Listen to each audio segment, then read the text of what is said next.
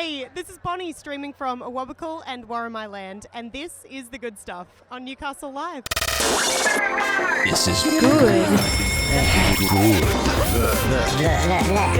good Stuff. The good stuff.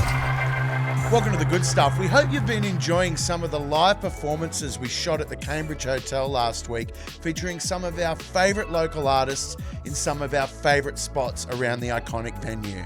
We'll be continuing the commemoration of the closure of the Cambridge over the next 2 weeks by bringing you some interviews we shot backstage and also playing you some more of those great live performances. You'll hear from acts like the Gooch Palms, Adam Newling, the Smith Street Band, alongside some chats we had with local acts like Cooks and Bakers and Rum Jungle. During the festival, Bonnie had a chance to sit down with Aussie trailblazer Jack River. We hope you enjoy the chat. Newcastle Live.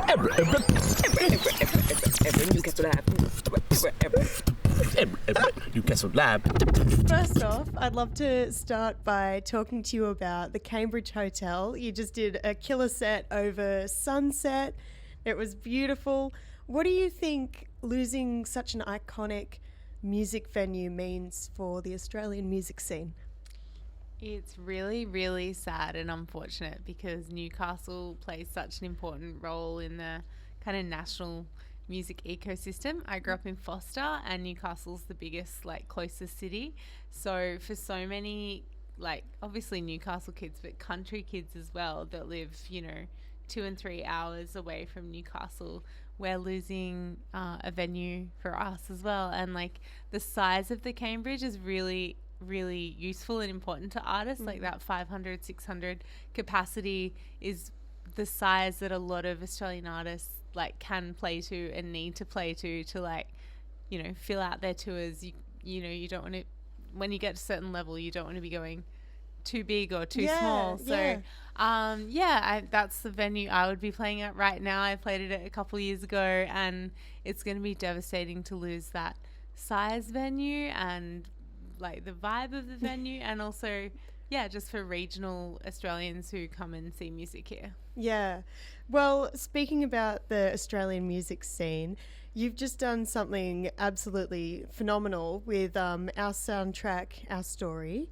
There is now an official category within the ARIA Awards where it's the best use of Australian music to a production. In an advertisement. Oh, sorry. Okay. Why do you think it's important to use Australian music in just these, even little bursts of things such as ads? Basically anywhere that plays music in Australia should hopefully be playing local music, but it's just not the case. And ads in particular can play such a big role in an artist's career. Financially, but also reaching millions of people through the ad.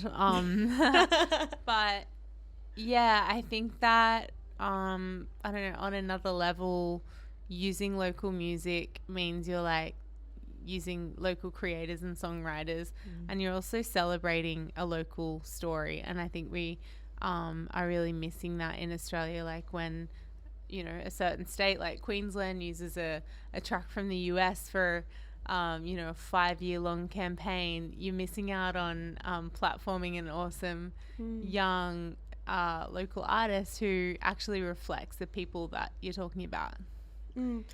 Why do you think it is that we, kind of skip over our homegrown musos?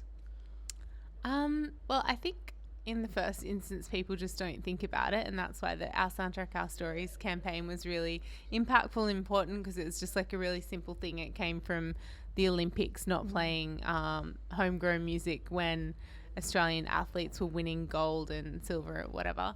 So I just think people forget. And then secondly, I feel we don't, we've got issues with taking pride in our own culture and truth and people. So I feel it's just time to change that. There's so many great artists out there, and it's ridiculous that we aren't platforming them.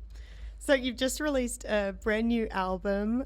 We saw a single come out a little while ago featuring Genesis Owusu. I'd love to know, how did the collaboration come about with Genesis? How did you meet him, and what was it about Genesis that made you go, yes, let's do this? I feel like anyone watching who knows him and his music would, feel like it was a dream to have him on their track. He's just such an enigmatic, creative, mysterious human. And when we were thinking we wanted someone on Endless Summer, I threw out Genesis as like an absolute dream and almost a joke. And wow. Yeah, and then we put it to him and his team and they said yes, so they loved the song. And turns out I've only met him the day we recorded the film clip. No way. So I don't actually know him. He's like still as mysterious to me as he was in the beginning. So that's kind of good though. Yeah, right? It's kind of fun. Don't meet heroes.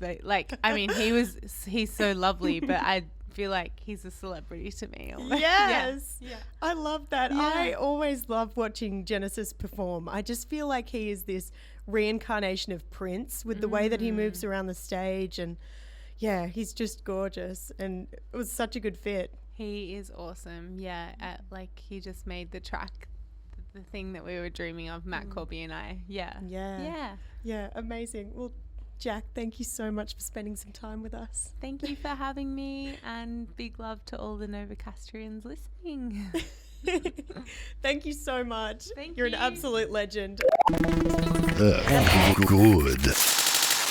stuff. Before Bonnie got a chance to sit down and chat with Jack River, we met her amazing parents, David and Donna, who actually met at the Cambridge Hotel. So we couldn't resist. We asked them to sit down and tell us about the iconic venue.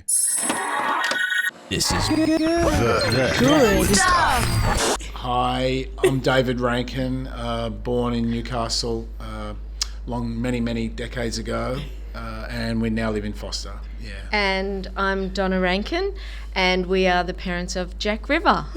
What's your connection to the Cambridge Hotel? Cambridge has just endless memories, comedy nights, rock, whatever, amazing nights growing up in Newcastle as a young guy.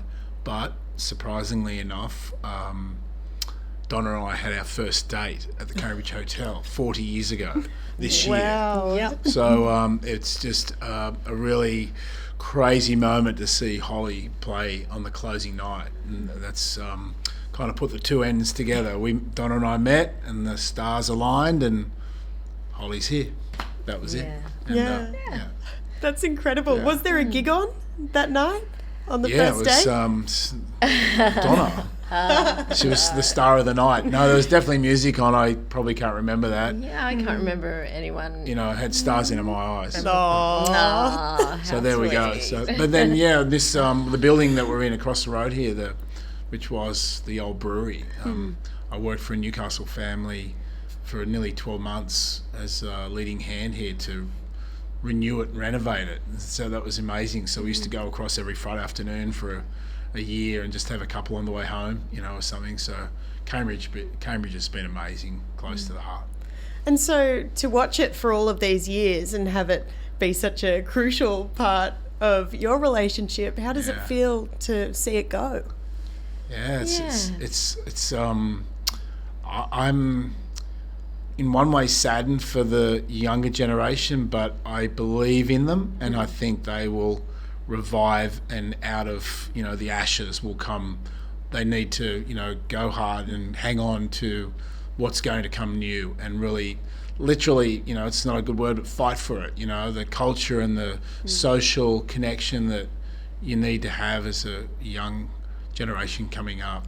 You need to have story, and stories are created through pubs and good stories. There we go, there's one here. But it's so important that people come together at the watering hole and connect, and pubs do that, music venues do that, but as a population and a people, you've got to strive for it, you've got to work hard for it.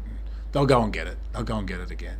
I think there's a lot of nostalgia attached to the Cambridge Hotel, and I think that our generation will really miss it. Sort of people in our generation have grown up with the Cambridge, and so I think we'll be really sad to see it go, because it is an iconic venue. And yeah, but as David said, you have to move on, and the younger generation is amazing at reinventing things. So Yeah, it's all everyone going, will be okay, but yeah, That's it's it. super sad. yeah, it's going to change. You know, the whole bringing back of residential and gentrifying the whole place. I mean, if you think, probably 40, 50 years ago, there was 30,000 workers just over the hill. And they're gone, and so you got to think, well, okay, we've got to reinvent, and the phoenix has got to rise and come again. So out of the population that comes back here, I'm sure they've really got to put things on, close the streets, make a party, make some noise, get people upset for a couple of nights, so what, and really and ring the bells real hard, yeah, that's what I reckon. Yeah. Thank you. Thank you. Thanks, Thanks Bonnie. for sharing your Yeah. story with me. The good stuff. Before we say goodbye today, we wanted to mark the start of the July school holidays by highlighting a guide we've got up on the website at the moment. Inside the guide, you'll find our top 5 recommendations of things to do with the little ones over the next 2 weeks. Things like the amazing performance of Live Just on Stage at the Cessnock Performing Arts Centre. We'll also tell you about Escape Reality, the escape rooms that have set up in Newcastle and the Central Coast. There's also info on the Newcastle Winter Fun Fest and a great workshop for entrepreneurial kids happening in Lake Macquarie. To check it out, head to newcastlelive.com.au, and we'll catch you again tomorrow for more of the good stuff.